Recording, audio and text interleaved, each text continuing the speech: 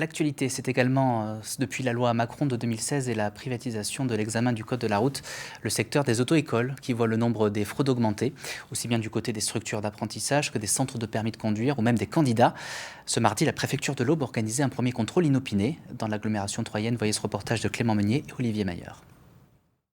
Mathilde est une Troyenne de 17 ans. Elle passe son permis pour la première fois et à l'arrivée de son examen, une dizaine de policiers sont là pour une série de contrôles, notamment des tests d'alcoolémie et de stupéfiants, une grande première dans le département qui fait passer près de 1000 examens par mois. Ça permet d'éviter les gens qui mettent en danger des personnes sur la route. Je trouve ça vraiment dangereux. Donc je trouve ça bien le dispositif qu'ils ont mis en place aujourd'hui. Même en rentrant de soirée, tout ça, il y en a beaucoup qui conduisent sous l'emprise de l'alcool et c'est très dangereux. Des élèves sous stupéfiants, alcool ou avec un comportement violent, Claire Garcia, à la tête des auto-écoles Allison de Troyes, en a déjà rencontré. Ce genre de mobilisation, ça évite justement, comme vous dites, que ça parte n'importe comment.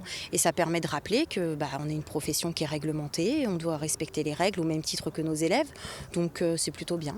Ce mardi, une auto-école se sera même éclipsée à la vue du contrôle troyen non annoncé, un refus d'obtempérer qui montre l'utilité de ce premier contrôle du genre dans l'Aube. En 2024, 7000 examens ont été annulés et 83 centres chargés de les organiser ont été fermés pour fraude. Des chiffres en augmentation. Il y a eu des fraudes dans d'autres départements du territoire, à la fois au niveau des candidats, comme des moniteurs ou des véhicules qui n'étaient pas bien assurés, qui n'avaient pas de contrôle technique.